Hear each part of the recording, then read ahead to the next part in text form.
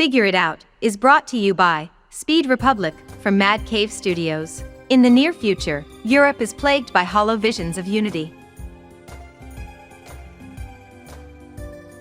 Food is scarce, the water is polluted, and health is a luxury reserved for the 1%.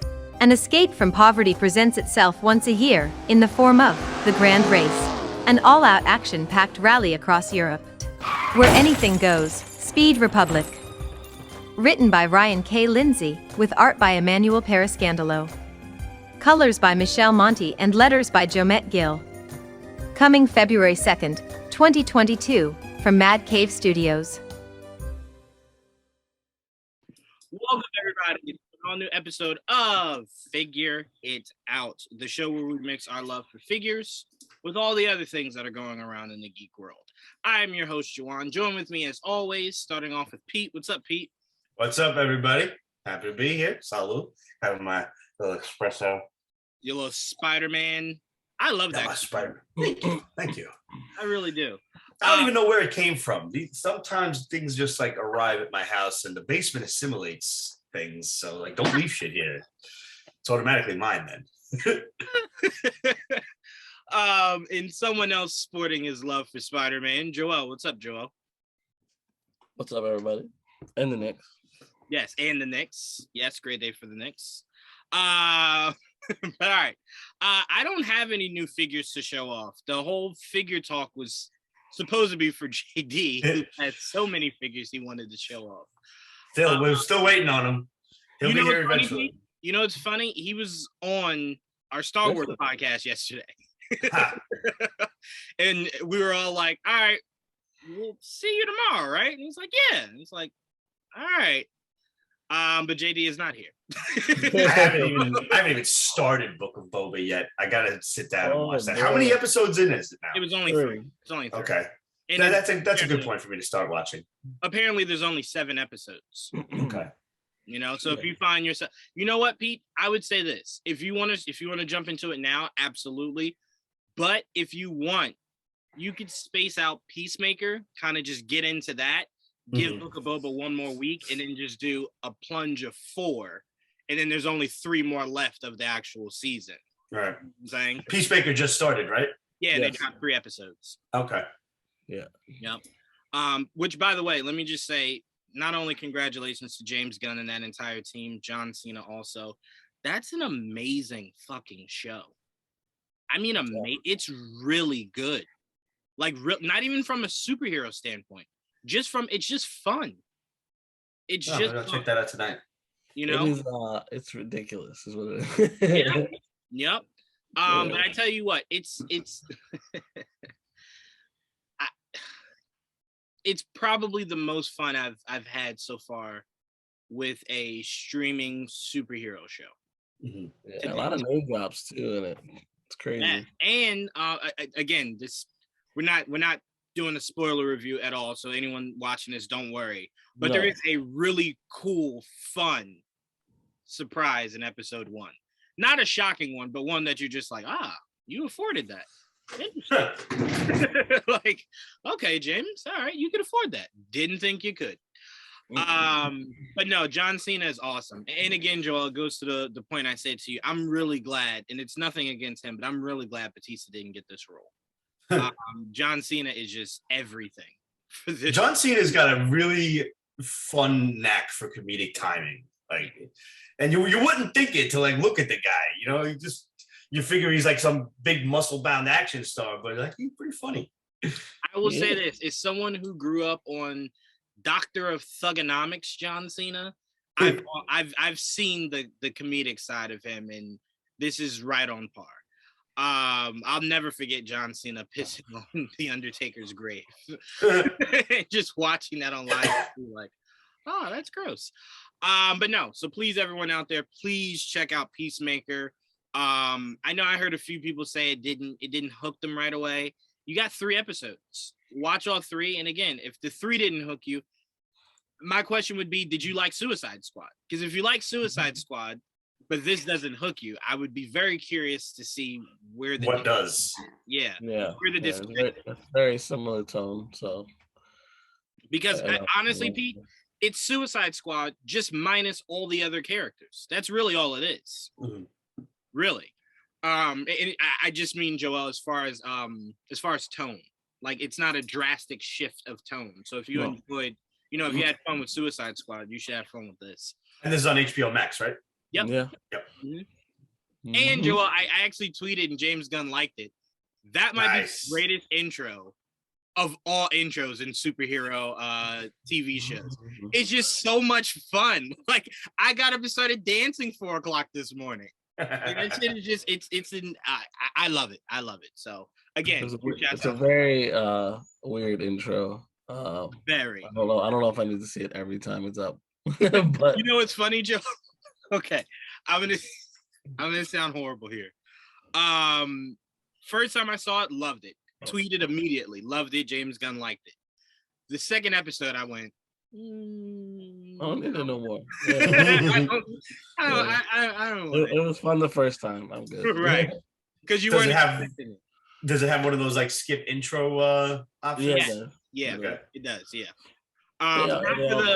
It doesn't for the first one because I guess it kind of wants you to see it, and then it gives you an option for the next two. I didn't see it when I watched it for the first time. But yeah. So shout out to them. I tell you what, Joel, I'm messaging Kanan tomorrow. I want to try to interview that guy who plays Vigilante. I want to talk to that guy. He's funny, man. He is so much fun. I want to talk to that guy. And he was what do they call it? The second casting because they had to recast. Yep. Mm-hmm. And again, British. Yeah. He's British. Freddie Strong. Isn't everybody these days? Yes, everybody. The original actor was American, but it didn't work out with him for some reason.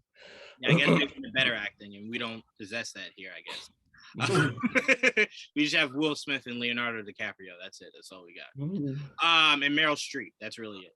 All right, let's move on. Let's start off with some Batgirl stuff.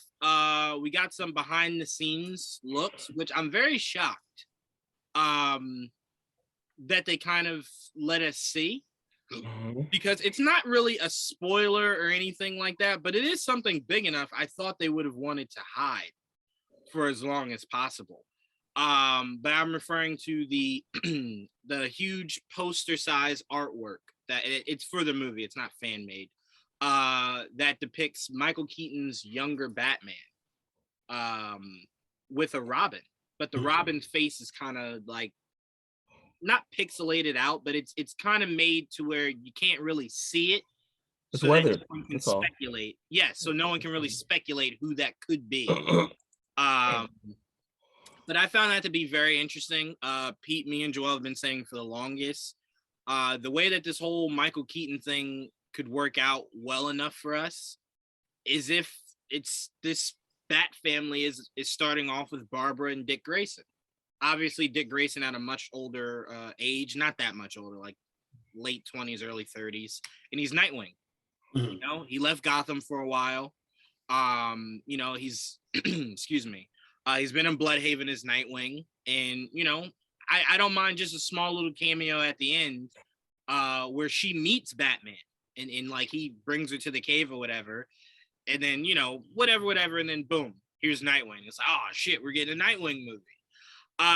So I just thought this was really interesting. We got a few more Easter eggs. One of them being, excuse me, what's that professor's name, Joel? I can't believe I forgot it. Hugo Strange. Yes, Hugo Strange. Thank you. Hugo Strange, and I think there was one more. Yes, Stag Enterprises was stamped on one of the vans. So I thought that was interesting. The movie's never really ever gotten to Stag.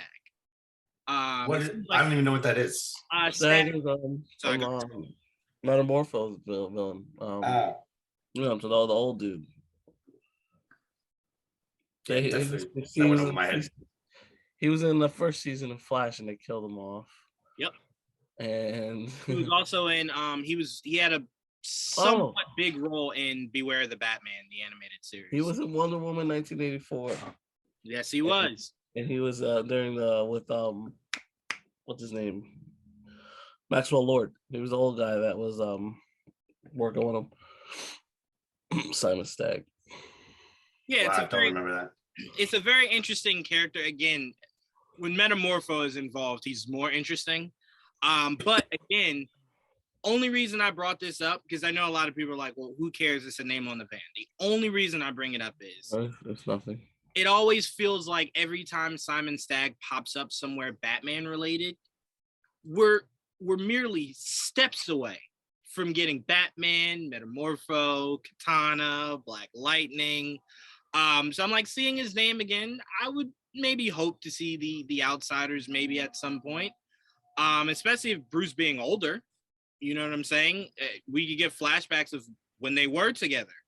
I mean, might be reaching at this point. Just because he gets Stagg don't mean you're gonna get anything. Because obviously we just mentioned a whole bunch of Stagg stuff and didn't lead to any of that.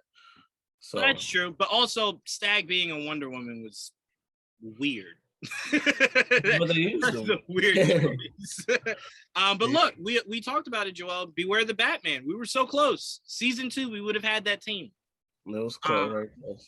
Very close. They had everybody but Black Lightning. That was the only person they didn't have. Yeah, unfortunately. They did also shout out. They didn't shout him out, but they name dropped Mr. Terrific, Michael Holt, Yes. during that first season. Not Mr. Terrific, Michael Holt. They were doing a lot of good stuff with that. God. Anyway, Pete, I go to you. Now that you've seen it, I put it in the group chat, that photo of Batman and Robin. Are your hopes that we get a Nightwing at some point in this continuity? I would love to see a Nightwing movie. I do really like the Nightwing version that's in Titans right now. So I'm pretty happy. I'm pretty happy. At least we got to see something on screen. I don't know where DC is going with all of this stuff. With their whole continuity and everything, and what they're trying to build. If they do it, they do it. Like at this point, I just kind of take whatever DC does with a grain of salt. Like, I'm gonna watch it eventually. It's hard for me to get overly excited about it. I do really think that, that little brick wall thing, it looks like it's like a spray painted homage to like Batman and Robin, and maybe, I don't know, maybe we'll see like even some graffiti on it, over it, or something like that. Like Joel said it, like it's weathered and old looking. It's pretty cool.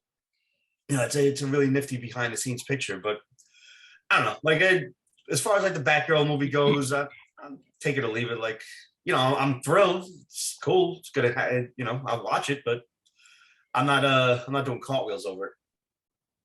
No, I mean, look, that's extremely fair. I think the reason I'm most excited for this movie is just to see what the thought process is, right? We've been hearing so much stuff. So at this point, I just want to see what your plan is, And once I see that, I can either go, I don't fucking like this, or I can go, I'm very excited for what the future is. I agree. At this point, like, get on with it already. Let's see what you've got going on. Right. You know what? I feel the same, and obviously it's not the exact same excitement. I feel the same thing for the X-Men. We've been talking about how they're going to fit it in and make it work, right? Without being lazy or just stupid. At this point, I just want to see it. And if it is something stupid, I could at least say, well, now it's just done. At least now I know what it is, and I gotta either hate it for the rest of my life or just move on from it. Right. At this point, I just want to stop thinking about what is the plan for bringing in these characters. Right. Because it should be something more thought-provoking than just, oh shit, look who stepped out of the portal. All right, into the movie. Here's X-Men. You know what I'm saying? Right. I don't want that. I really don't want that. Right. I'm trusting good writers to be able to work around that. Right. We'll see. Yeah. I mean, look, it's the same thing for Batgirl. You look at it and you go, you got older with Batman, right? Now you're bringing in Batgirl. There's possibility of Robin. Already in my mind, I'm like, it saves you that Michael Keaton is probably the greatest thing to fall in your lap. And also for me, it's more so just like you went opposite of what would have made more sense and what would have been better for the universe. So now it's just to a point where I'll accept it. Just make it good. So that's why I'm super excited for Batgirl. I just want to see what this plan is that they're laying out and how good this movie could be. Because remember, They took this from an HBO Max release exclusively. Mhm. No, I'm sorry. It's still. I'm thinking Blue Beetle. I'm sorry. I'm thinking Blue Beetle. I do think, Joel, it will change though. They're possibly adding too much star power to this movie for me to believe they don't want it to have a theatrical release. But yeah, so I just kind of want to see how the pieces fall into the puzzle. But Joel, how excited are you seeing some of these behind the scenes stuff and seeing what maybe this could be building to, maybe our theory that we had? Any more excitement? Well, this gives more credence to what we talked about. So it's like everything. Let's start from the beginning. Batgirl, they announced Batgirl. We heard it was going to happen. I wasn't exactly thrilled, but especially with the fact that Batman at the time was in limbo, and we weren't sure if they were going to cross it or not. I'm like, okay, whatever. And then we got the news of Michael Keaton coming into the Flash movie and him possibly taking over as the Bruce Wayne going forward. And it sounded crazy at the time, and we didn't understand how that would work. And that's why we always said for the longest time we'd have to really wait till after Flash to understand everything. So for me, I've gotten more interested in the Batgirl movie as time has passed, and the more I've learned about it, the casting, the characters in it. Obviously, all these pictures have helped a lot. They're keeping the red hair, little things like that. I appreciate. You know what I mean? Right. I didn't like the idea of her replacing Batman. Obviously, just a trigger. It's a trigger word, and it's true. But there's more to it than that. But it's easy to just say replace, and then that's going to bother a lot of people. But there's obviously more to it than that, and I think that's why it's okay to be patient.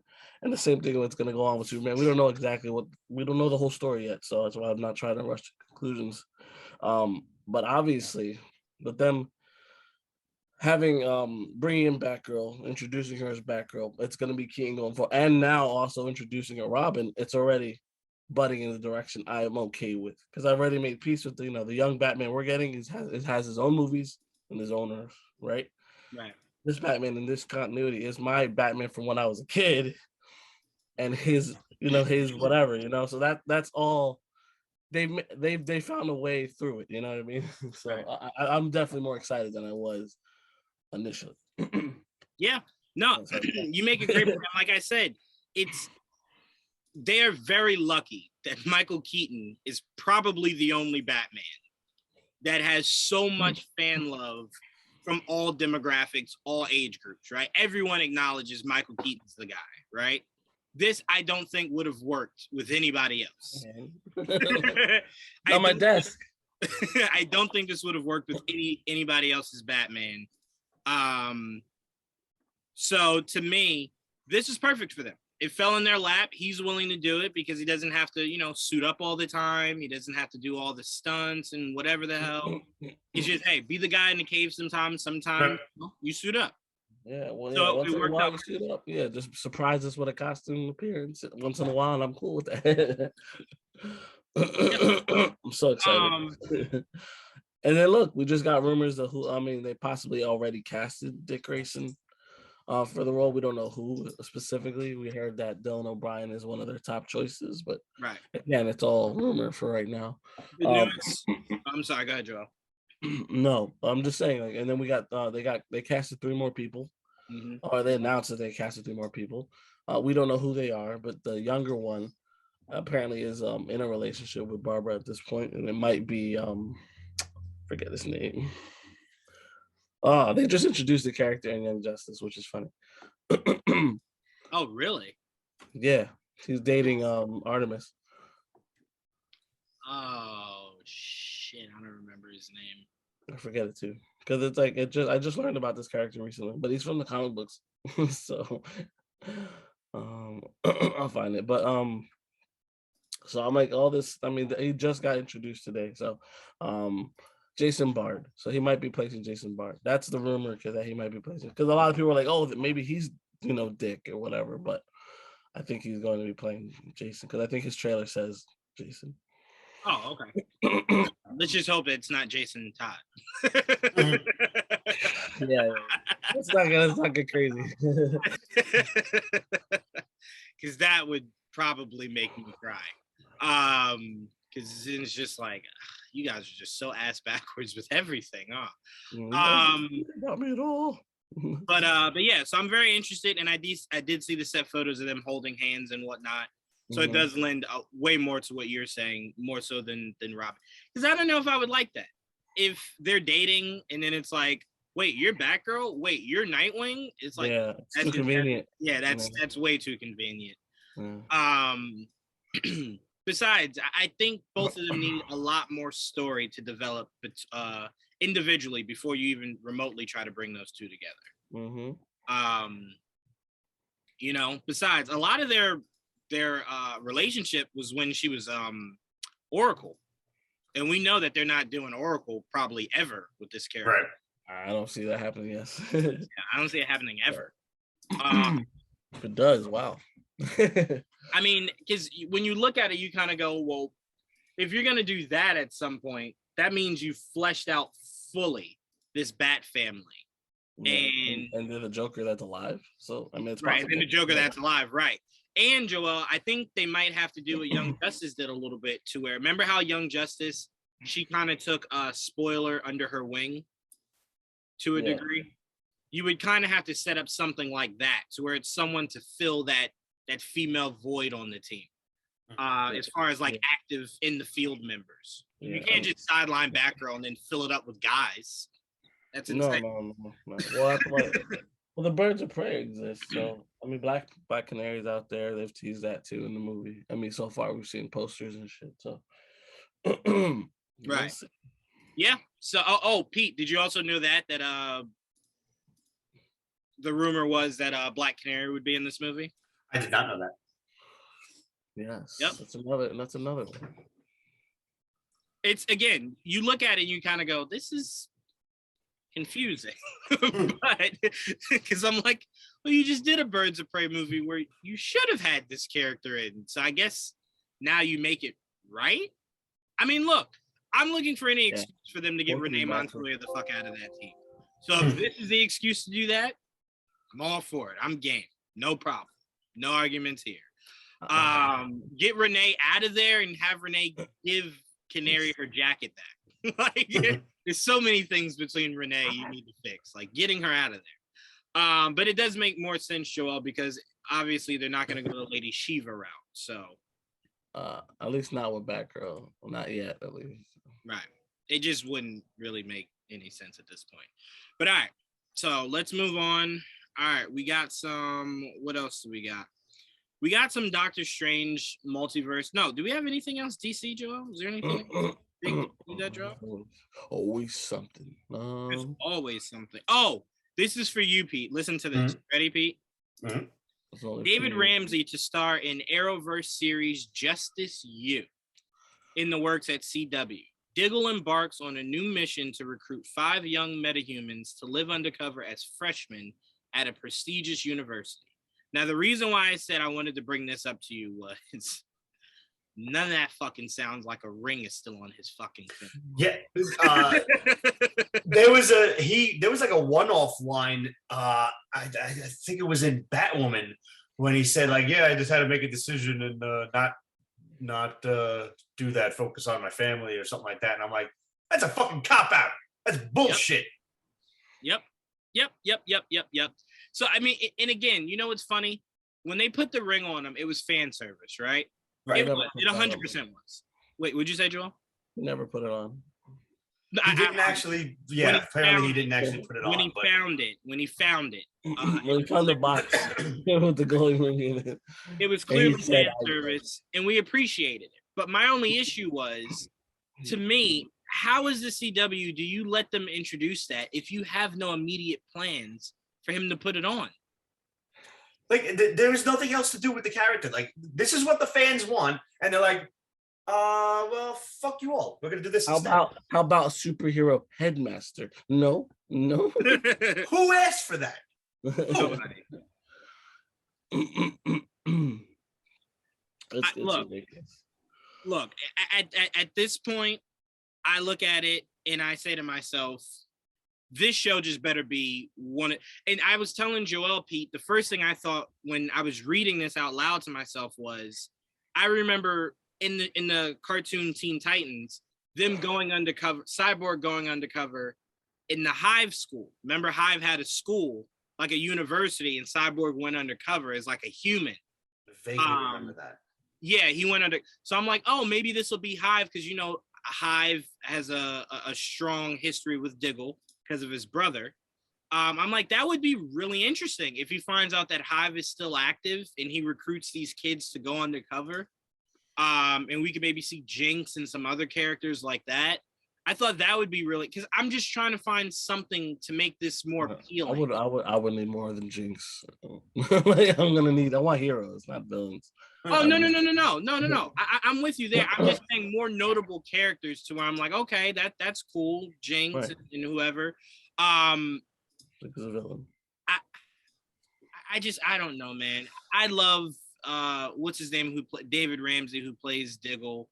Yeah, he's really cool, and we want him as Green Lantern. The idea of him being anything else is nonsense at this point. 100%. It's weird. I mean, I gotta see how they explain it, because they literally the last time we saw him, he said, "I'm gonna handle it." So I'm like, wow, what the fuck? Right. What's going on? And the most frustrating thing about Diggle is he's a constant reminder that almost everybody of that Arrow world, like the actual show Arrow, is gone. So every time you look at him, you're kind of just like, well, if you're not a Lantern, why am I seeing you and not Lila? Like, right. Like, you know what I'm saying? Like, I don't think I need to see you as much as I've been seeing you if you don't have a ring on your finger. I'm not really interested. So again, he's looking for metahumans. So maybe part of what makes the metahumans comfortable with him is that he finally decides to put on a ring. So it's kind of like, oh, you're one of us.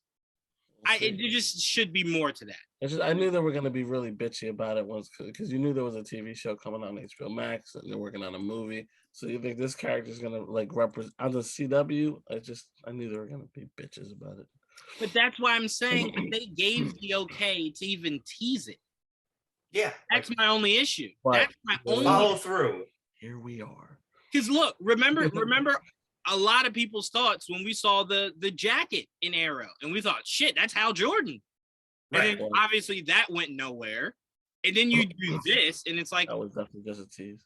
Right, 100%. But at this point, it's like, look, if you guys aren't brave enough to do the Green Lantern in any form, right, before getting to whenever this show drops, then just stop doing teases and stuff. Like that Arrow could have just ended with Diggle just going, you know, I'm gonna just go work at Argus. Right. Simple. Right. But you did the most.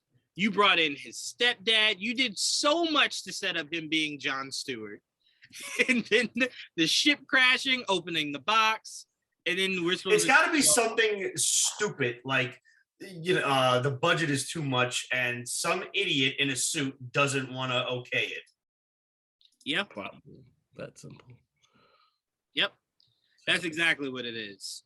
I'm just checking right here, just trying to see. All right, yeah, sorry. That's just really frustrating. Did you see Naomi, Pete? I did not. Did you see Naomi, Joel? Yes, sir. Okay. I like it. I think a lot of the dialogue is losing me. And it seems a little fast-paced. But I'm liking where I like Naomi. I'll say that. They've sold me on Naomi. She's awesome. Right? You've got me on that. It's the things around her that are just so weirdly written. It's just like, this is the weirdest town. And she just looks at it and is just like, that's weird, but I'll leave it. And it's like, no, you should probably tell your parents. He shouldn't be following you in the woods or just staring at you in dark alleys. Like, there's a lot of things about this show that's like, it's just weird. But are you liking it so far, Joel, from this first episode? Yeah, it was interesting. It is very similar to the comic book, but it's also different in the fact that they've made decisions that were a little odd. So I'm really curious where they're gonna go with it, because it's already different. Even though it's similar, it's already very different too. For like, I don't want to spoil it, but like I said, I've enjoyed it. But it's already, even though it's similar, it's also, they've already made weird decisions. So, but I'll let it pass. I just want to see where it goes now. Right, that's fair. All right. I remember this girl like showing up briefly. I maybe in like a Superman comic or something, but I admit I'm not too familiar with her, so I don't even think I would notice any differences. Only reason I know is because I actually read her first couple issues, her first volume, because I know her second volume is coming out soon. But I'll just go by the comic book. In the comic book, she was adopted, just like she's in the show. She's not from that Earth that she's living on. She's from a different planet. Oh no, that was a different universe. Sorry. And she was sent there by her parents to save her from a villain who shows up at the end of near the end of the story, which is not a very long story. But there's more to it though. So because there's a mechanic in town who ends up being a Thanagarian who saved her, helped save her, whatever, and her stepfather is actually a Iranian soldier, and you're like, holy shit. So will they go there? They've already went there with one of them, so we'll see. And this is on the CW, right? Yep. Yeah. Yep. Batwoman only returned yesterday. Yeah, my DVR recorded that. Yeah, it was a solid comeback episode. I didn't have any issues with it. They literally, Pete, and this isn't a spoiler at all. They literally, and that's why I always say, Joe, I know we joke about it all the time, but that's why I always feel as though they listen to our shows. Joel, what was the first thing I told you I was begging them not to do? And Joel messaged me like 2 weeks after we said it, and was just like, Juwaan, it looks like they're doing it. I said, all right, please don't go the route of making her brother a bad guy. Like season 1 was all about Kate and Batwoman, the sister rivalry. Right. I don't need more sibling rivalry. You need to start separating the stories from that Batwoman to this Batwoman. They can't have the same problems. You know what I'm saying? Like, it's just fucking recycled ass storylines. Right. So I'll never forget when Joel's just like, Juwaan, I think they're going to do it. And I'm like, fuck, why?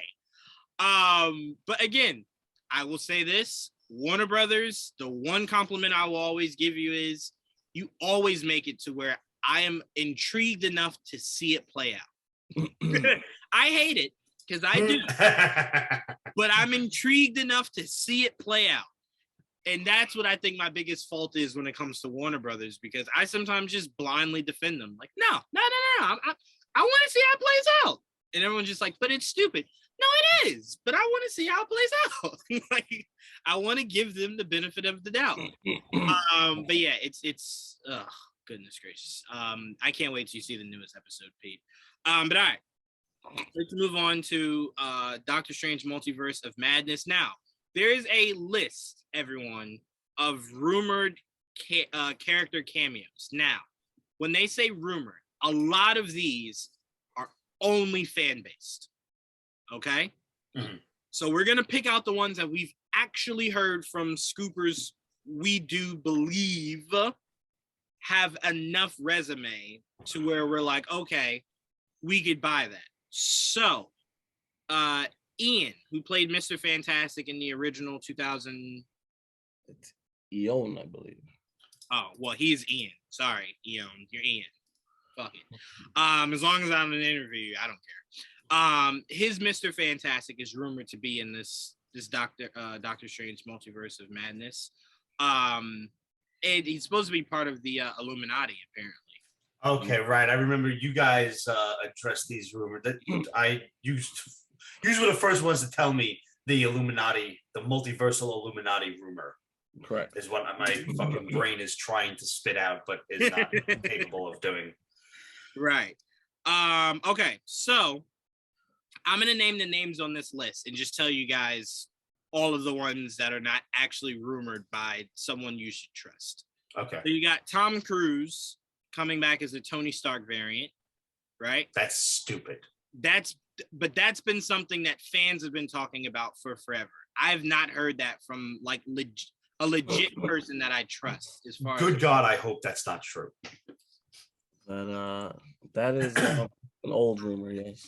And because I hope it's not true, that's obviously going to be one that happens. You know what, Pete? Let me say this. The only reason why I kind of hope it is true is because there's supposed to be a variant of Tony Stark in this Illuminati.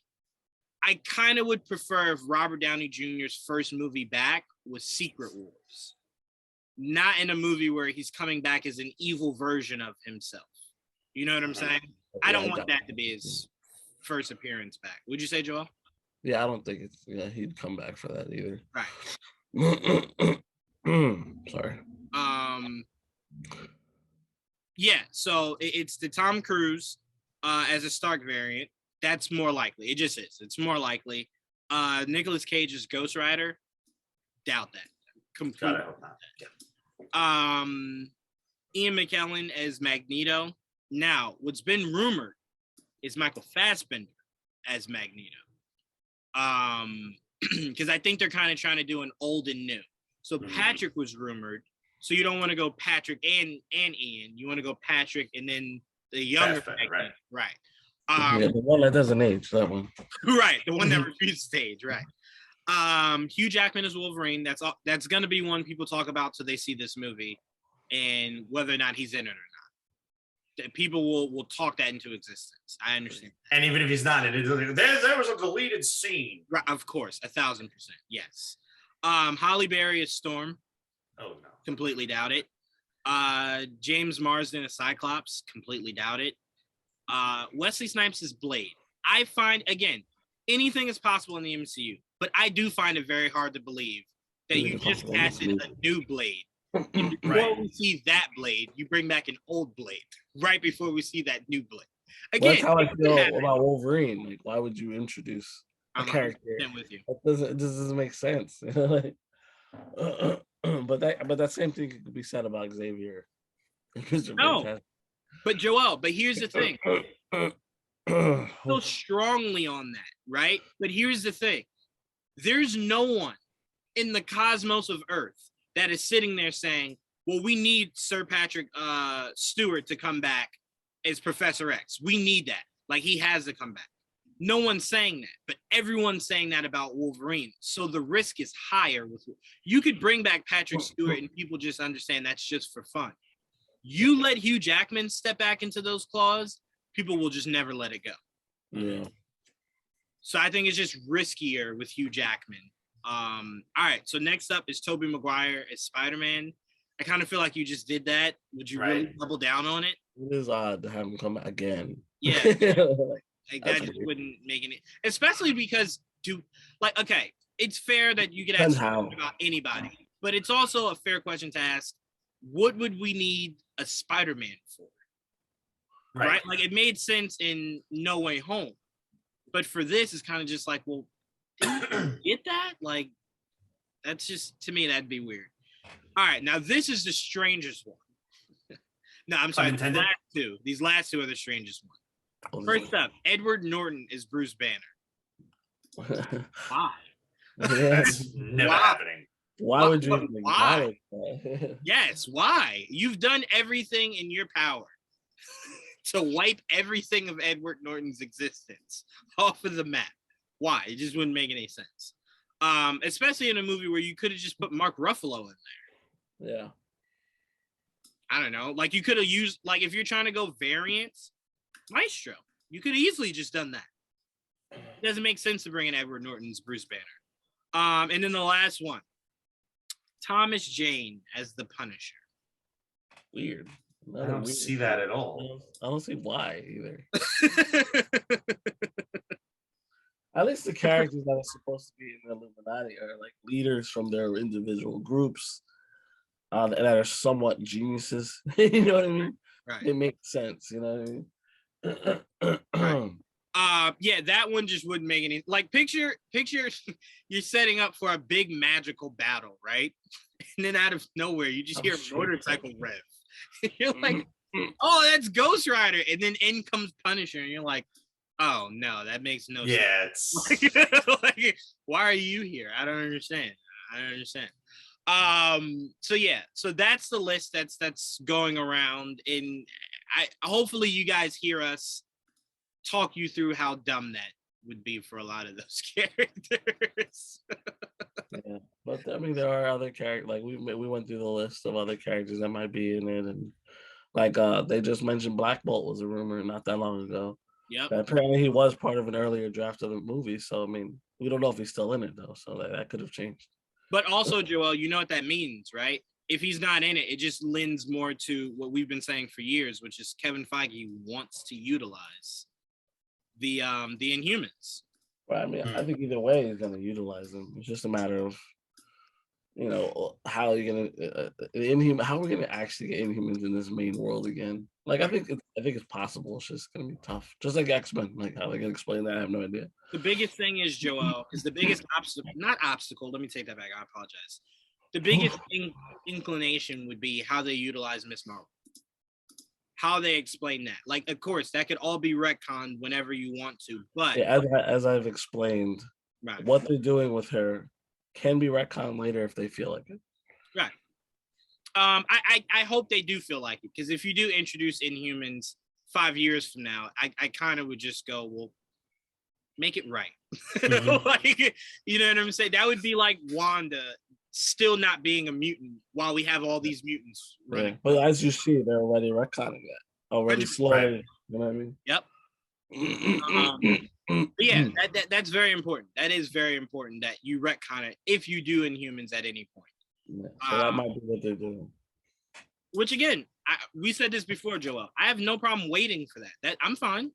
Mm-hmm. Whatever you want to do now, I'm fine putting in the back of my head, and then when it's time, here you go. Here's real Inhumans, and she's one of them. But yeah, so that's the list for that. That's again, people just enough of you people trying to get people overly excited for things that probably won't happen. The best thing I read about that was like, in this movie, nothing is off the table. They actually apparently reached out to Ben Affleck to cameo as Daredevil. Yeah, you know what I mean? It's weird. Nothing's off the table, so be prepared for nothing and everything. Right. Which one thing I do want to say about the Multiverse of Madness, I get how different you want to be, but a lot of these things, because you're doing variants, I'm like, well, if you have a current Daredevil, you could just use him differently than how you're going to use him going forward in the MCU. But that's not as fun. It's not. But I don't need to see everybody come back to the high school reunion. You know? It seems like it's going to be all those old movies, like cameo in this movie, and you're like, wow, everything I watched as a kid is like that they exist in their own parallel universe, and that's exactly what they've been doing. That's what the Spider-Man movies were about, basically. Right. So it's funny. It's just like an homage to all that. Yep. And I think I did say this, but they have finished reshoot, so whatever the surprises are, they're done. Wrapped up. Agatha House of Harkness will reportedly begin production in Georgia this October, which would be interesting because, like I said, I just want to see why. That's it. That's my only why. Why? What? I want to see what? Because this character is not even a secondary character. This is like as low as you can get on the totem pole as far as characters. Why the fuck did she have her own show? Like I said, I would love it if at some point you utilize Agatha with the Fantastic Four somewhere down the line where she is like she was in the comics, the babysitter for the kids. I don't need to see the kids. I don't need to see kids. No. I don't mean anytime soon. I'm saying down the line. Let's talk about getting even more complicated. It'll take our time. Can we be fair though? Can we say this, Joel? Can we be honest? You just don't want to rush to the kids because of how OP the son is. Yeah, I don't need it. I don't need it. I really don't. Yeah. All right, let's move on. So yeah, I'm very interested in that. That's just see how that shit works out. Pete, have you seen Red Notice yet? That's the one with The Rock and Ryan Reynolds and Gal Gadot. I have not. It's really fun. It's really Yeah, fun. You should check it out. I enjoyed it. Apparently, they're gonna try to film back-to-back sequels next year. So 2 and 3. 2 and 3, yes. Yeah. I mean, this isn't uncommon. We know Tom Cruise just did that with Mission Impossible. Actually, I would prefer if Hollywood did that more. That way we don't have to wait as just drastically long for sequels as they sometimes make us wait. Like usually the bad sequels will get the next year. The good sequels, shit, has it been 4 years already? Like the kids from Stranger Things are like 27 by now. Yes, they have their own kids, and we're now about to get a new season. It's like, goddamn, like they're not like, how old are they supposed to be now? But yeah, please do check that out. That I do got to sit down and watch that. I got a going list now of like all of the stuff that and shit is just dropping left and right too. And I just recently subscribed to Paramount Plus because my little cousin was being a pain in my ass, and like every year. We have the same birthday, and he wants a new streaming service because there's some other fucking cockamamie show that he wants to watch on there, and I'm like, fine. So like, I'm fucking collecting streaming services like the goddamn Pokemon at this point. I'll say this though, Pete, where that could be a blessing for you. You ready for this? Sure. There is a show on Paramount Plus called Mayor of Kingstown. That is Jeremy Renner's best work to date. Okay. Not even close. It's not even close. Evil's on there. Evil's a good show. Oh, Evil also is on there. I really liked the first season of Evil, and I'm looking forward to watching the second season. That was a big draw. Second season out. Yeah, it's out. It's on Paramount. The whole second season. Yeah, no, it didn't even go. It didn't even drop on CBS. It went straight to Paramount, which was like kind of annoying because my mom liked it too, and I was like, all right, well, now we got Paramount, Ma, so enjoy it. Yeah, no, trust me, Pete, I'm with you. I have, Joel, do I literally have all of the streaming services? Yeah, pretty much. Yeah. I don't that matter. That exists that I don't have. I mean, all the major. At this point, I don't know why I don't have Shudder with the amount of horror movies that I love. So that's next. That's the icing on, that's the cherry on top for me. Yeah, no. Shudder is something Dom's been telling me to get into. That at some point, maybe I will.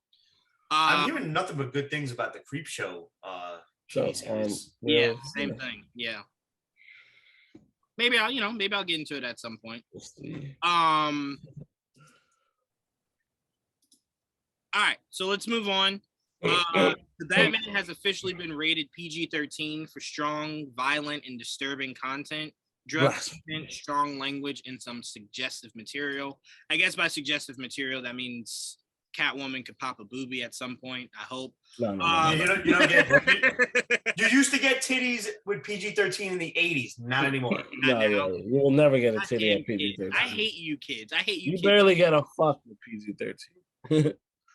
So I can see Superman get stabbed in the chest, but Catwoman can't pop a boobie. Oh yeah. No nippies. You might get a side boob. You can do side boob. Oh yeah. But no nipples. Nipples are strictly provocative dancing, definitely. Stuff like that. As a matter of fact, in just one of the guys, you got one of the greatest sets of tits ever to grace a PG-13 movie. What a fantastic movie. Just one of the guys. I highly recommend it. Okay. One of the guys. All right. So Pete, so I asked it to you first, man. This Batman being PG-13, do you feel as though that'll affect it at all? Not at all. I think that's the smartest route to go. R ratings, it alienates part of your audience because then like kids can't go see it. What kid is not going to want to go see a Batman movie? Period. Amen. And I don't need a hyper violent R-rated Batman movie. No. If you told me like Deadpool is going to be rated PG-13 or Wolverine, obviously we've had PG-13 Wolverine movies and they've been rather lackluster. But or like a Punisher movie, if you told me that was going to be PG-13, I might be a little like, but is it really going to be good? You tell me a Batman movie is PG-13, I'm fine with it.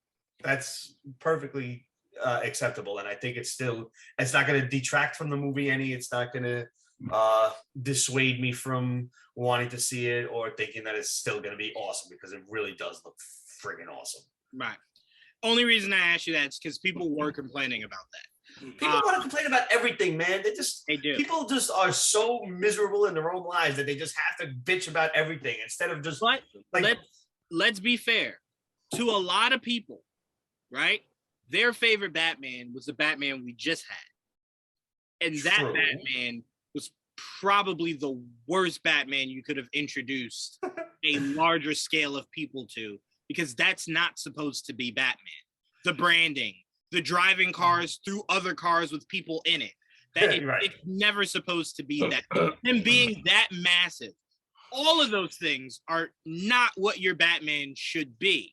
So for a lot of people, when they hear that, they're just like, well, is he going to be violent enough? And it's like, I don't think you guys understand Batman. Like Batman is violent, but he doesn't kill people. Right. He's not supposed to be uber violent. You shouldn't want that from Batman. So honestly, that's the only reason why I brought this up as a topic, because people are just used to Ben's Batman. So they're expecting that from any Batman going forward. And it's like, oh, I think I brought it up on this show before, but did you ever see that the demotivational poster where it's like the guy's got a gun and he's trying to get it out of like his pants, and Batman fucking kicks his hand and a gun goes off and it says, Batman, he'll make you shoot your dick off. I'll drop that in the group chat for you. It's Please do. I might make that the photo for this. I think you should. All right. Joel, I know how you feel, but I'm gonna ask you anyway. This obviously doesn't change any excitement for this movie, right? For Batman? Yeah. No. Like I'm shocked that it's news. I'm like, who gives a fuck? PG-13. Oh, they're all PG-13. Seriously? BVS is PG-13. The original, the theatrical. Yeah. I don't know how, but it was. Yeah, I don't see how that makes a big difference. This movie looks dark, bro, like real dark. So like, you can be dark without being R. And again, I will reiterate this. I had to say this on the show GVN Talk when we were talking about tone of DC and whatnot. Batman is the only character of the Justice League that should ever look this dark. Period. Ever. That's it. Simple as that. Can't make that any more clear than I had to for an hour and a half doing that podcast. Like, I don't ever want to see Barry's world look this dark. That's why I'm kind of hoping after this Flash movie, no problem, Pete. After this Flash movie, it kind of just changes a lot of these heroes that seem to be so rooted in dark. You know what I'm saying? Barry's the light, but yet the aesthetic for him is so dark. I never get hope from it. You know what I'm saying? Like, where's the hope of Barry when the whole aesthetic of his world is so dark and brooding, you know, that it looks like? Yeah, I know. I agree, though. It's just, you definitely need different tones. Yeah. And that's why I appreciate the Wonder Woman getting a little bit lighter in the sequel. I know a lot of people didn't like that, but the colors, I thought that was not the problem with the movie. The problem was some of the decisions towards the end, but overall, I still enjoyed that movie. Every character did their own thing for sure. Batman for sure is dark. I know should be dark. It's a dark character. Superman, Flash, not so much. You can mix it up once in a while and have some dark moments, but for the most part, though, especially those two, pretty lighthearted, you know. They have a rogues guy. I mean, it's just they're bright colors, you know. Yep. Don't have to be so fucking miserable, you know. Let them smile. Yes, I'm with you, and that's what I'm like. Again, I don't want to make this sound like I'm just constantly shitting on Zach, but I thought it was so counterproductive that you spent that whole movie of Barry being so hopeful to get his dad out of prison, right? So hopeful. Don't you say that, Dad. I'm going to get you out of here one day. But as soon as he steps out of the prison, his world looks so dark and gloomy. And it's like, it's such a contradiction that you're trying to produce hope and light for Barry, but everywhere you look around him, it's just so dark. Like Maybe what? it was just cloudy that day in Central City. apparently, Joel. Hell, let's be honest. Again, it was only a teaser, but in the trailer for the Flash movie, it was only ever dark. There was no sun in that shit at all. See his suit, you can't fully see it. Why? He's in a dark ass cave. So it's like, Got home. Put some sun out for Barry, bro. Goodness gracious, I shouldn't have to fight this hard for Barry. It wasn't nighttime though at all. It was what? It was never nighttime except for that when Freddy first gets to the house. It's the only time that was really nighttime. After everything else was like worse, Joel. That's even worse. It didn't look. It looked like it was nighttime. Oh my goodness. All right. Let's move on. We only got a few more things. We're not gonna stay here long.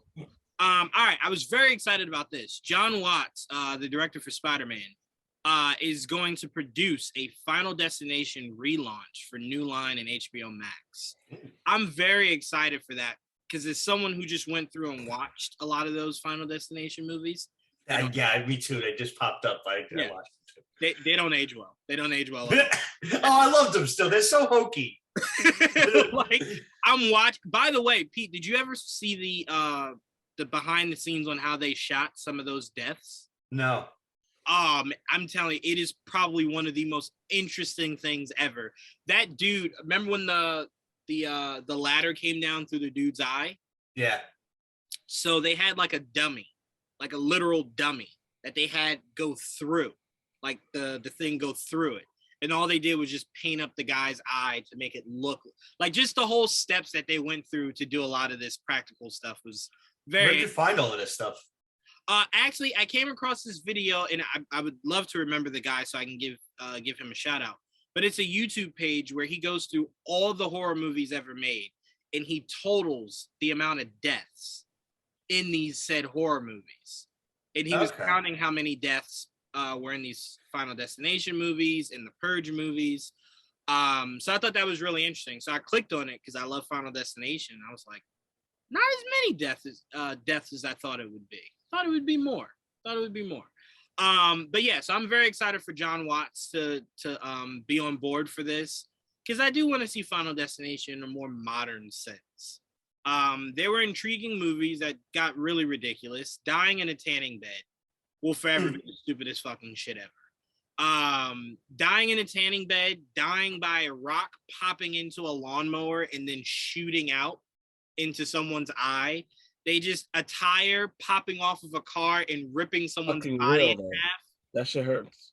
No. I won't knock that it hurt. I almost got my eye knocked out by a rock. That shit's real. Yo, was like I was almost Final Destination. To this day, I don't drive behind a fucking semi with. That changed life for everybody. That changed life for everybody for sure. Yeah, they knew what they were doing with that. I saw Final Destination 1 in the theaters the day before I went on a flight. That's scary. Yeah. I'm like, all right, well, I was not expecting this. Yeah,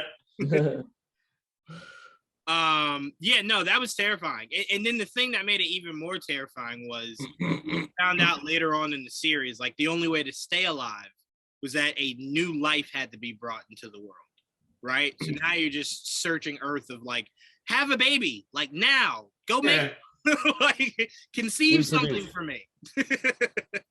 No, but they did a lot of clever misdirects. I'll never forget when that lady had the baby and they were like, all right, we're safe. And then she remembered, shit, that lady didn't die. She wasn't part of the actual accident. Then it's like, damn it. And then everyone started dying. They'd done some really interesting things. But Joel, are you excited to see a rebooted Final Destination? I don't think excited would be the word. I'm intrigued. But it wasn't like one of my favorite series. I'm cool with that. I like them. But I'm like, oh my God, I can't. No, I'm not one of those. But it's not bad. You know. I am very excited only because I want to see how modern you can make it, how crazier the kills can be. They got pretty wild. That's the beauty of the whole series is like how much more interesting can you make the deaths? The deaths, yeah. Yeah. Yeah, I don't know about modern. I mean, how much things have changed. I mean, Oh, somebody's definitely getting electrocuted plugging a phone charger into the wall. No Yeah, I question was about about to say, Joel, we've gotten way more, not modern, but tech. that's what I mean. Like modern. I'm like, what's gonna make my phone? Is it really Somebody's gonna take a drone to the face. A thousand, you know, they're gonna drone Look, kills. we're doing VR. You're telling me they're not gonna draw up a VR death? Come Yeah. on, bro. How though? Come Like, on. Somebody's going right out a window for sure. yeah, they're gonna run out the window. 1,000%. Or someone's just gonna reach out of the VR. Gotcha, No bitch. way. And it's like, Yeah. what the fuck is this? I could definitely see drone death for sure. A drone death, or the VR could be electrocution. Unless you're walking Electrocution. Yeah. out, like a, Wait, So many, yeah. the possibilities are endless, really. this is and this was in the first Final Destination. This is when I was doing my rewatch where I said, you know what? This is fucking horrible. When his friend died in the bathtub, right? The water had spilled from underneath the toilet. Right. There is a part in his death that a lot of people don't remember that was the worst written thing in a horror movie ever. The water leaked from under the toilet. He slipped on it, fell, broke his neck, right? We know he strangled the strangled wire himself wrapped with around his the neck. wire, right? But he slipped on the water. This is what people don't remember. You ready for this, Pete? After he died, the water went back underneath the toilet. Yeah. What the fuck? What? The water is a person now? It said, all right, I killed him. I got to get out of here. Right. What? That was Bro, so Final silly. Destination was foul, bro. They were foul for that. That was horrible. That was so bad. All right, let's move on. Pete, I did want to ask you, did you have any interest in this new Scream movie? Like any horror movie, I'll watch it.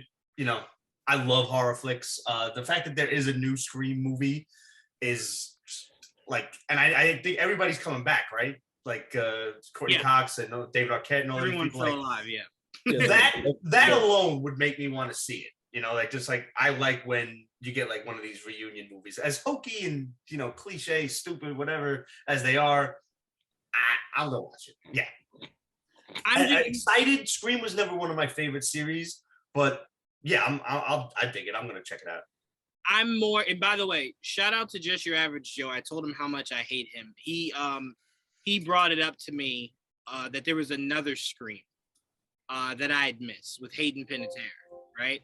I never knew about that Scream movie ever. So when he told me that, I'm like, all right, well, I got to go watch it now before I see this new one. Pete, when I tell you that was the worst fucking movie I think I've ever seen, it was, and I told Joe this, it was worse than Friday the 13th.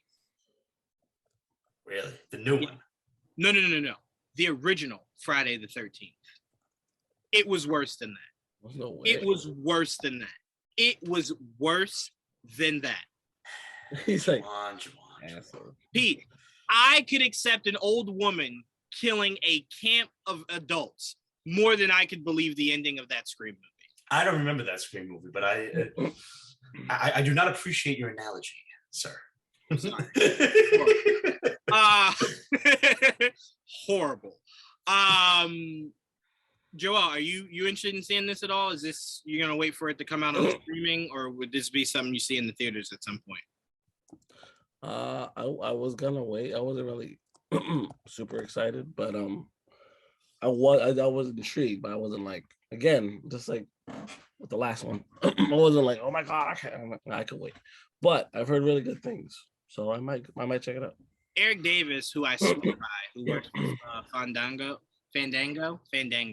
I'm thinking Fandango the wrestler. Fandango. I thought you were going with Fanta. Like, no, Fandango.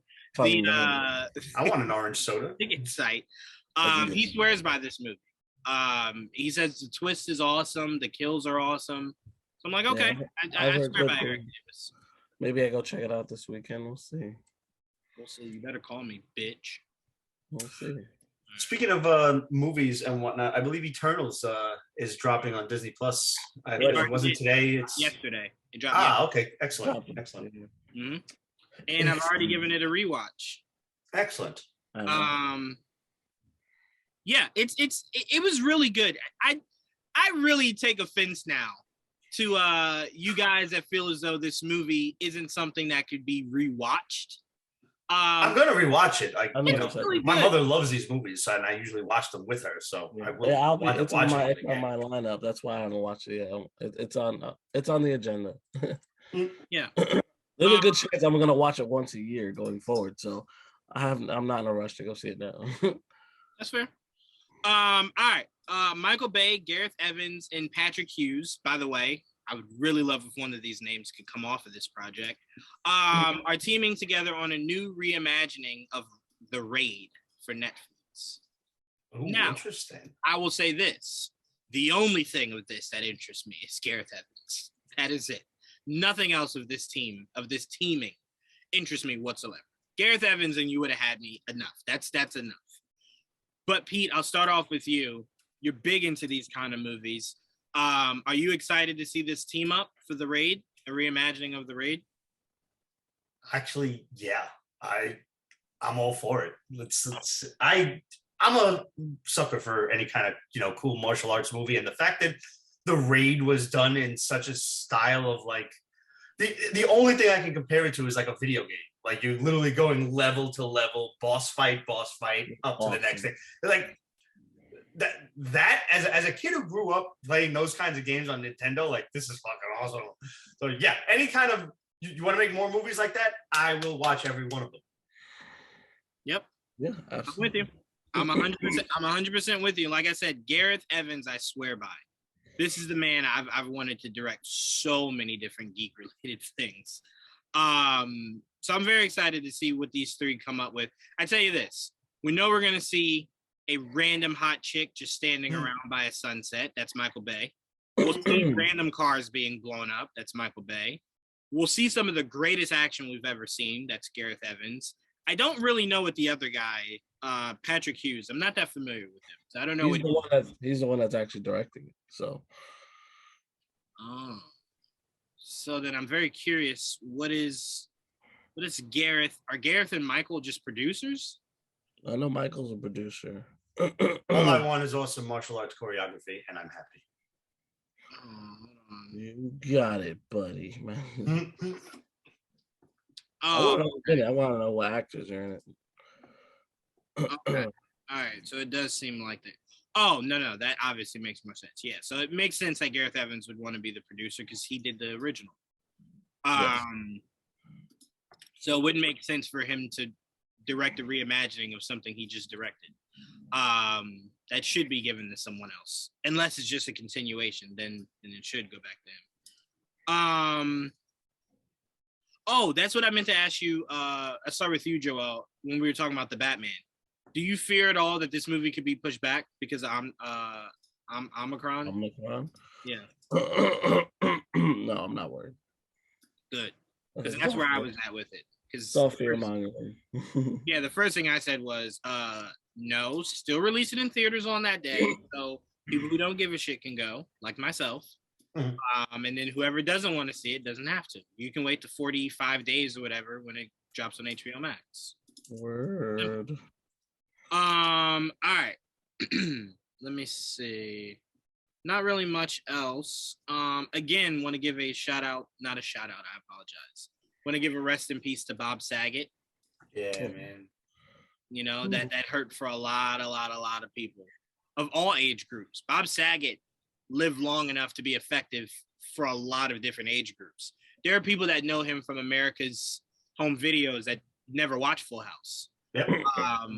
You know, there are people that know him just as a comedian that doesn't know him from really anything else. Yeah, I watched both of those. I never watched Full House, but I did watch America's Funniest Videos like all the time. It was literally the original YouTube. Yes. Yeah, it was. Yeah. Was. You know what? Again, huge shouts out to Bob Saget, because without Bob Saget in America's Funniest Home Videos, Rob Dyrdek wouldn't have a job right now on television. That is very true. Good point. Would not have a job on television. And I watched that now too. So that's funny. Lasting a lot legacy. of cool guests. I like that show more so for its guest. I watch it for the videos, but I just because it's like it's fun to see Grant Gustin outside of the flight. You don't really see him do interviews or anything. yeah. So I don't need anybody on it. I like the people that are there, so I don't really need a guest. If there's a guest, cool, but like I never knew he was on the show. That's pretty funny. I didn't see that one. look, a lot of Grant people Gustin, on the show. yeah, a lot of weird people. Not weird, but a lot of people that you usually see do things have been on that show. You know, because again, I swear by what was it? Robin Big? Was that the name? Yeah. Yeah. I fucking love that show. I never watched that show. Really?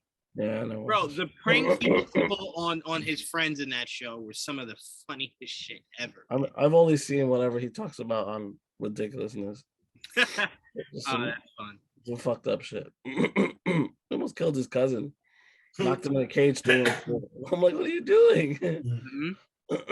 Yeah, Rob Dyrdek at that point when they were doing Robin Big, I tell you what, he was the epitome of giving a kid millions of dollars and then just seeing how he finds the stupidest ways to spend that said money. He got that check from MTV and just found the stupidest ways to spend that money on that show. Like that show served no purpose other than us watching Rob Dyrdek do the weirdest shit. Like that was it. That was all that show was. And again, that show was also cool to see all the guests that would stop by and do all the hijinks with them. All right, let me see. There's not really anything else. Uncharted dropped their official poster. Sony, do better with your posters. You've had some very uninspiring posters. I don't know what I wanted to see from this or the Spider-Man posters, but do better. That's all I know. Just do better. All right, I think that's all we got. Cool. That's all we got. We can get the fuck up out of here. Oh, a Scott Pilgrim anime series is in the works at Netflix. Joel, I'll start off with you. You intrigued for that? Yes, I am. Yeah, I'm a big fan of the movie, and I can't wait to see what they can do with an anime because it sounds really, really interesting. All right, Pete. The comic is really silly and cute. I love the movie. Yeah, I'll watch it. All right. I love that. I love that movie for how I can look back and see how many huge stars of today were in that movie. Yeah. You know what I'm saying? And I feel as though we don't appreciate, not us like us, but the world. We don't appreciate Michael Cera enough. That man gave us two cult classics in Scott Pilgrim and Superbad. And I feel as though we don't appreciate him enough, you know? So him and Jonah Hill, we need to appreciate more. Which, by the way, I saw this video of, and I don't know if this was planned behind the scenes, so I don't want to make a big deal about it, but the last time Jonah Hill was on Jimmy Kimmel, like after he sat down in the chair after coming out, Jimmy Kimmel was like, "It's good to see you, but I'm really shocked. You smell awesome." Like, I didn't think, I was shocked at how good you smelled. And Jonah very seriously was saying, "I'll try my best not to take offense to that." Like, serious. Like it didn't look like he was joking at all. And I'm just like, why do people just treat Jonah Hill like shit all the time? You know what I'm saying? Like, yeah. I love Jonah Hill. He seems like such a sweet person that people always talk about his weight or stuff like that. We need to treat Jonah Hill and Michael Cera better. That's all I'm saying. They deserve better. They gave us Superbad, people. Are you fucking serious? They gave us Superbad. Come on. That's all I'm saying. Don't Look Up maybe wasn't the greatest, but again, Jonah Hill's fucking awesome. That's all I'm saying. All right. No, that's it. I don't think any of us care about Ben speaking on Justice League or why he didn't want to direct the Batman, right? I don't understand why he needs to keep reminding everyone. Oh, okay, time out. You know what? I'm glad you said that, Joel. I want to end on two things. I want to end on, because you weren't a part of this conversation, Pete. So I want to end on two things. The first one, Joel, you weren't a part of either. And when we did GVN Talk, we were talking about, I was saying to one of my co-hosts that Ben will be remembered for the Batman more so than anything else he's ever done in his life, right? And he was saying there's no way that people will remember his short stint as Batman more so than his Oscar or anything else. And I said, I think you're out of your fucking mind, because you won't find 50 people that could name you 5 fucking Michael Keaton movies. but they could tell you he was Batman. Yeah. Everyone knows that, right? You ask people what movie was Andrew Garfield just in that he might be nominated for. They couldn't tell you that, but they could tell you he was in Spider-Man, right? These IP movies, as Ben Affleck is saying, they're humongous. Grandmothers know it, right? But you're not going to find many grandmothers that saw The Town. Right. Saw Argo, right? But they know Batman. They know Spider-Man. They know that. So he was saying how he was offended by the fact that people will remember these actors. Again, Robert Downey Jr. You ask people 50 years from now, Iron Man. They're not going to remember Sherlock Holmes or any of that fucking shit. He was Iron Man. Mm-hmm. That's it. So the reason why I brought that up, Joel, as I passed it to you was I don't think it's an issue of Ben necessarily bringing these things up. I think it's an issue of Ben will never be able to do press without a question of his experience as the Batman coming up. So that's why I brought this up, because I was saying how Ben is going to answer questions about the Batman till the end of time. As long as the Batman movie exists, a character exists, they're always going to say, hey, Ben, did you check out Michael Keaton in Batgirl? Like, did you see that?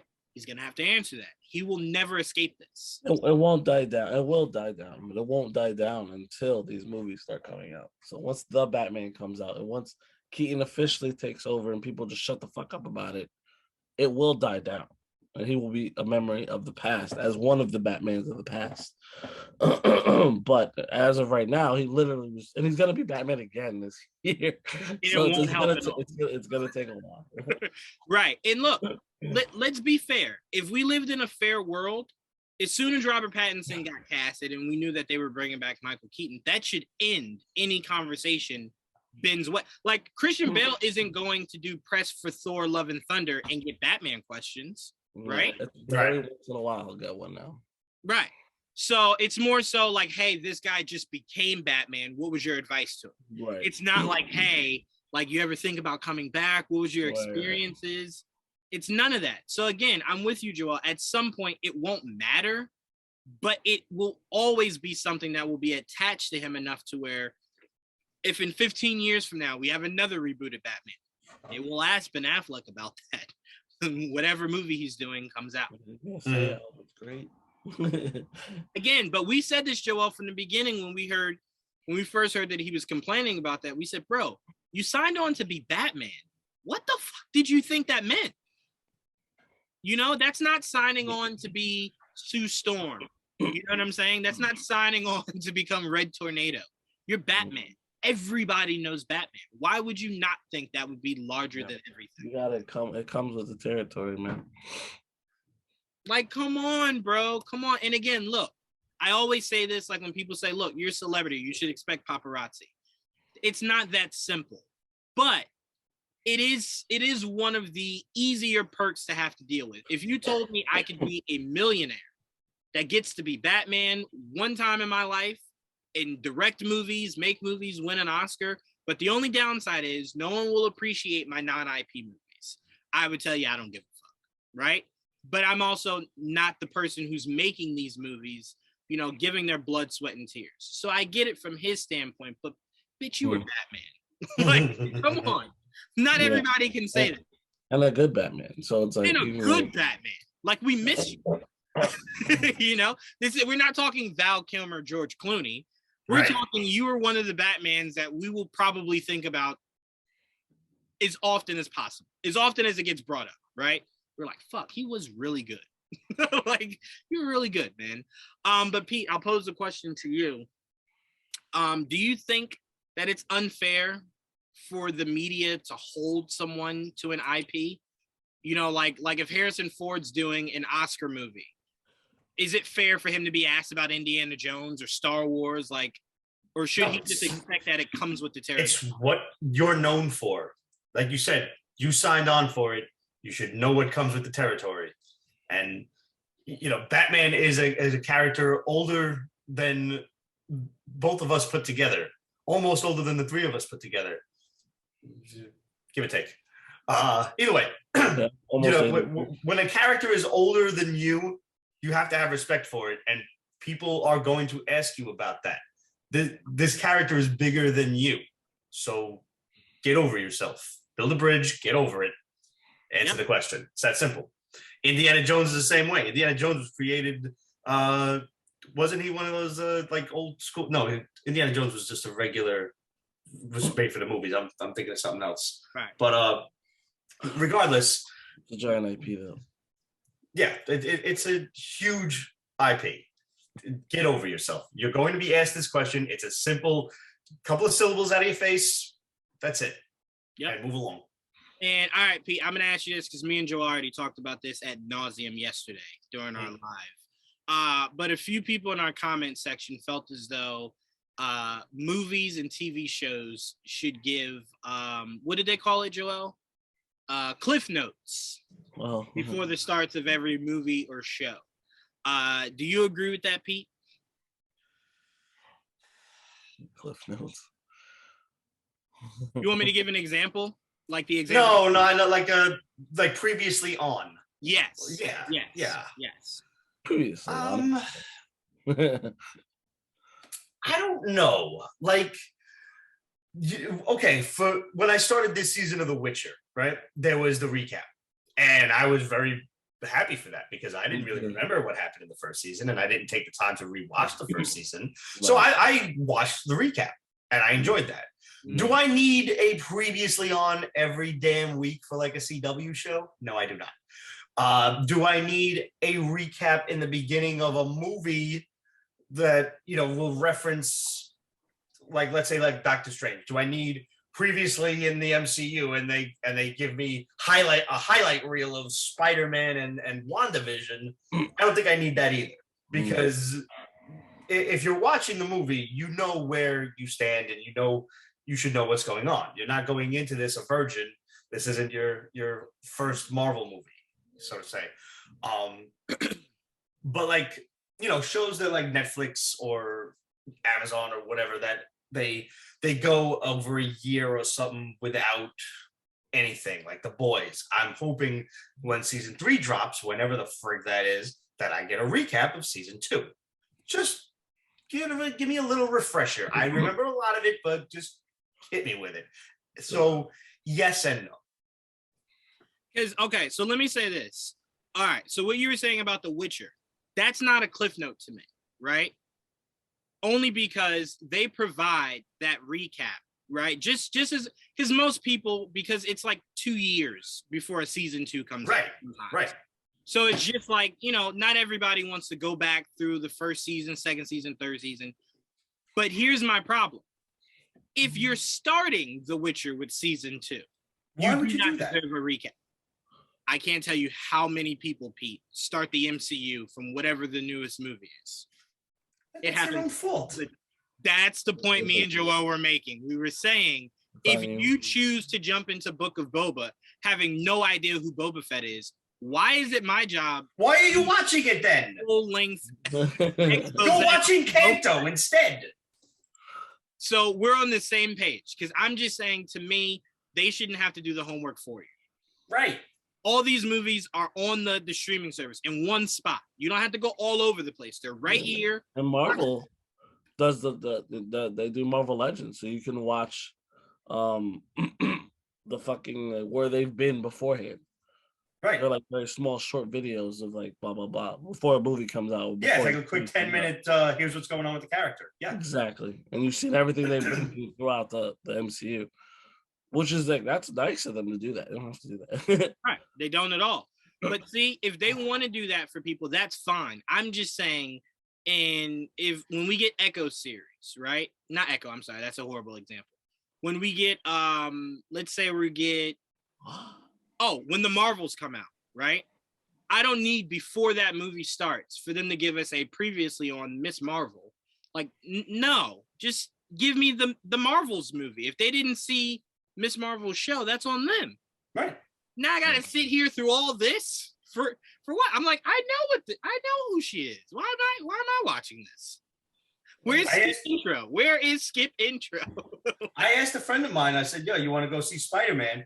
And she said, I really do, but I haven't seen all of the other Phase 4 stuff yet, so I can't. I said, okay. I respect that. Yeah, exactly. I didn't need any other further explanation. I tell people all the time, like, you do what you do, you want to do, but if I'll tell you the right way to enjoy it at its best, I'll give you the right way. But don't go in there blind. I hate that. It's like, I've never seen anything else. I just say this, Joel. I say, because a lot of Marvel movies you can just enjoy, right? But you cannot, while we're in the theater, ask me not a nair question. Not a nair. Who's this guy with the glasses and the stick? Get out. Why is everyone so excited? I don't get it. Like, that's all I'm saying. So if you want to come in completely new and start with whatever the newest project is or whatever the biggest movie is, no problem. But you don't get to ask me any questions. Not a one. Not a one. I don't want to hear not one question about anything. That's true. Nothing. Like, what was that little thing he left on the bar? Nope. Did you see Venom? No. Go see Venom. You would know. You would know what that is. Go see it. Simple. So that's all I'm saying. So we all agree. Last thing really quickly, Denzel just announced that he's getting ready for another fucking Equalizer. The man who told us he doesn't make sequels, he makes prequels. Are any of us excited for more Equalizer? Because I did not enjoy part 2 at all. I saw part 2. I liked part 2. Oh man, that was such. I'll check it out for sure. I do want to support anything Denzel or Antoine does. Antoine also, Pete, was a executive producer on Mayor of Kingstown. And it feels like Antoine had his hand on that. So I'll support it for him, for them rather. Sorry, but there's no excitement for me for these movies. I thought the first one was good and was going to end there, and then when they're like, "No, we're going to do a sequel," I'm like, "You don't do that." Got the movie. I mean, it's either that or the Queen Latifah TV show. I don't need the Equalizer at all. Like, how about that? Like, if those are my options, I don't want any of it. None of it. Yeah, no. I actually find it very detrimental to Queen Latifah that you're making another movie. Yeah, that's kind of fucked up. Wait a minute. What? Like, wait, there's 2 Equalizers? No. It's just either you like the male one or the female one. That's it. Give you options. They're doing that with Zorro. Did you see they're doing a Zorro on CW? I did. I can appreciate that. But now it's CW Zorro. Yeah. But it's a girl. Of course it is. Okay. That's what I said. I'm like, but we might not have to put stock in a lot of that because CW might be sold at some point soon. So, but we're also getting a Zorro, a classic Zorro. Right. Really? With Wilder Valderrama. Yeah, Wilder Valderrama. Okay. Valderrama as Don Diego. So now wait a minute. Is the CW Zorro like a modern day one? I don't know. They didn't give us a lot of details. I just know they've been working. This is old rumor. I mean, it's not old. It's old news. It's new that it's going to CW, but before I believe it was going to NBC. I'm gonna say this: if Wilder Valderrama is more old school, then I would have to imagine hers wouldn't be like today modern, but just more modern than whatever his timeline takes place in. Yeah, just to kind of show the difference between the two. Yeah, Robert Rodriguez is working on this one. Oh, it was CBS. I'm sorry, and now it's CW. It makes sense because CBS. They did with Supergirl.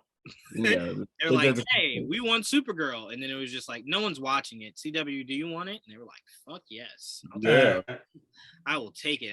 First thing I'm gonna do is make Red Tornado look better. That's the first thing we're gonna do.